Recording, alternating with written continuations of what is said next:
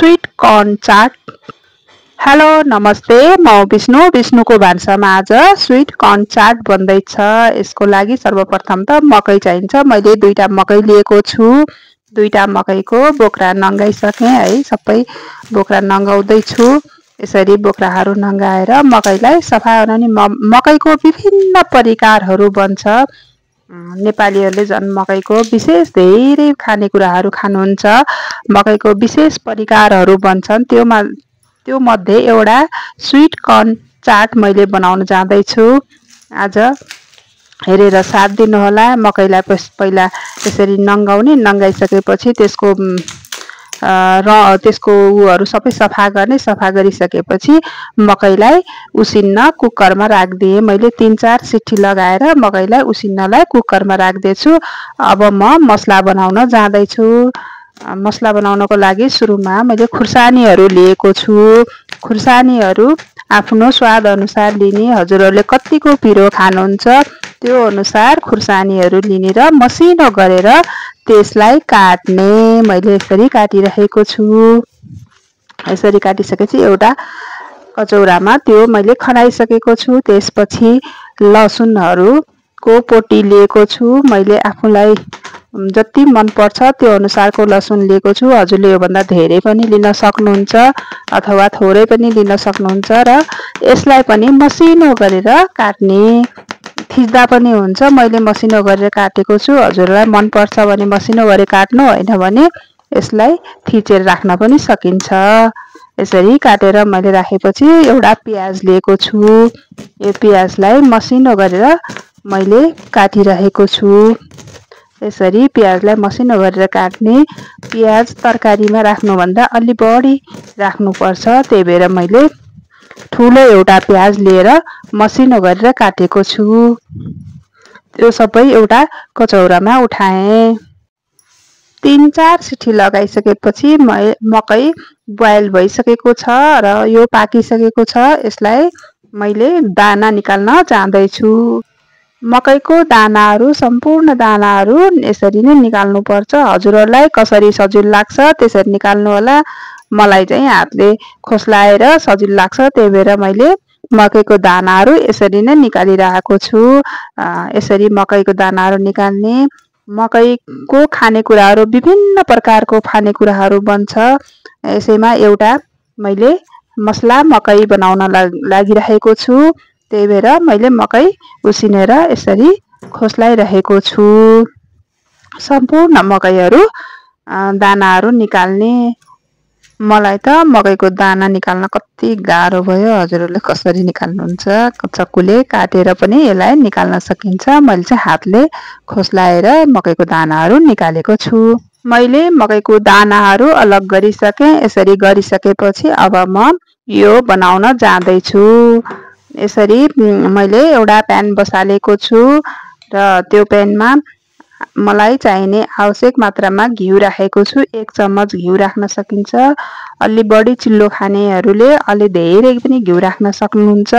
मैले चाहिँ 1 चम्मच घिउ राखेको छु। यसमा फुराउनको लागि अरू केही नफुराएर जिरा मात्रै फुराउनु पर्छ। त्यही भएर मैले जिरा मात्रै लिएर यसमा फुराएको छु। त्यो घिउ तातिसकेपछि जिरा फुराएको छु। यसरी फुराइसकेपछि अब हामीसँग लसुन र खुर्सानी, प्याज काटेर राखेको थिएँ त्यो फुराउने। मैले थोरै प्याज अहिले फुराएको छु। आधा प्याज मैले पछिलाई राखेको छु। यो रेसिपी राम्ररी हेर्नु होला। अनि पछि पनि प्याज चाहिन्छ भनेर मैले राखेको छु। लसुन र खुर्सानी काटेर एकै भाँडामा राखेको थिएँ। त्यो मैले सम्पूर्ण अहिले राखेर घिउमा फुराइदिएको छु। यसरी फुराइदिने र एकछिनसम्म यसलाई पकाउनु पर्छ। यसरी पकाइसकेपछि अब आफूलाई चाहिने मात्रामा मसलाहरू हामीले त्यसमा एड गर्न सक्छौँ। अब मलाई आवश्यक मात्रा मसलाहरू हो। यसको विशेष हेर्ने भनेको मसला हो। मसला हेर्नुभयो भने हजुरले यो बनाउन एकदम सजिलो छ। थोरै सेतो नुन राख्नु होला। मैले थोरै राखेको छु है। अनि त्यसपछि मलाई अलिकति चाहिएको थियो बेसार। मैले पनि थोरै बेसार राखेको छु। त्यसपछि मैले यसमा चाट मसला थोरै राखेको छु, धेरै मसलाहरू पनि राख्दैन, थोरै आधा चम्मच मैले चाट मसला राखेको छु र जिरा धनियाको मसला पनि मैले आधा चम्मच यसमा राखेको छु। यसरी राखेर यसलाई चलाउने। मैले बिरे नुन पनि यसमा एड गरेको छु, थोरै बिरे नुन राखे पनि स्वाद आउँछ, त्यही भएर थोरै मैले बिरे नुन राखेको छु।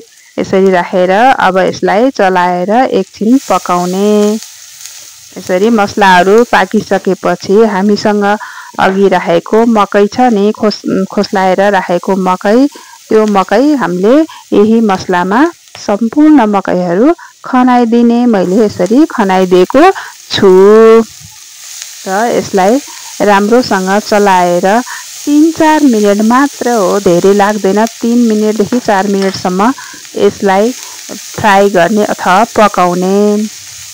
यसरी 3-4 मिनेट पकायो भने यो अघि बोइल गरिसकेको छ, यो पाक्न टाइम लाग्दैन, त्यही भएर हामीले 3-4 मिनेट मात्रै यसलाई पकाउँदाखेरि यो स्वादिष्ट भइसकेको हुन्छ, धेरै टाइम लाग्दैन। मकैलाई डिफ्रेन्ट तरिकाले पकाएर पनि खान सकिन्छ है। मकैको विभिन्न परिकारहरू बन्छ, एउटा परिकार यो पनि हो, मसलादार मकै बनाउन सकिन्छ। यसरी एकछिन पकाउने। मकैबाट निस्केको पानी छ नि, त्यो सबै पानी सुक्ने गरेर एकछिन यसलाई भुट्नु पर्छ। 2-3 मिनेट मात्रै हो है, धेरै बेर भुट्ने होइन। 2-3 मिनेट भुट्दाखेरि यो यसमा भएको पानीको मात्राहरू सबै सुकिसक्छ र यो स्वादिष्ट हुन थाल्छ। यसरी 2-3 मिनेट हामीले मजाले भुट्ने। भुटिसकेपछि हामीसँग सोया सस छ हामीसँग, त्यो चाहिँ त्यसमा राखिदिने र 1-1.5 मिनेट मजाले एकछिन पकाउनु पर्छ। यसलाई चलाएर 1-1.5 मिनेटसम्म पकाउने। यसरी पकाइसकेपछि अघि हामीले भुटेर बाँकी रहेको प्याज थियो नि, त्यो प्याज यसमा राखिदिएपछि यो काँचो प्याजको स्वाद आउँछ, यो एकदम मिठो स्वादिष्ट हुन्छ।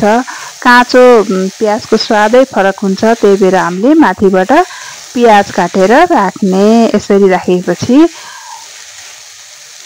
यसलाई धेरै बेर पकाउनु हुँदैन, प्याजको काँचोपन भएपछि प्याजको स्वाद मिठो आउँछ, मकैको साथमा प्याजको स्वाद पनि मिठो आउँछ, त्यही भएर हामीले पछाडिबाट प्याज राख्ने र यसलाई 5-7 सेकेन्ड मात्रै चलाउँदै पकाउँदै गर्ने, धेरै बेर यसलाई चलाएर पकाउनु हुँदैन। यसरी पकाएपछि हाम्रो रेडी भयो। हेर्नुहोस् त, हाम्रो स्वीट कर्न चाट रेडी भयो। कस्तो राम्रो मिठो आकर्षण र मैले हरियो प्याजले गार्निस गरेर राखेको छु। हेर्नुहोस् है, कति मिठो खाना भयो। यो डिफ्रेन्ट खाजाको रूपमा रेडी भएको छ। कहिलेकाहीँ स्वाद फेर्नको लागि हामीले डिफ्रेन्ट खाजाहरू, त्यही खाजालाई पनि डिफ्रेन्ट गरेर खान सक्छौँ। कति मिठो, हेर्दै खाउँ लाग्दो, रहर लाग्दो खाजा रेडी भयो। हस्त, धन्यवाद।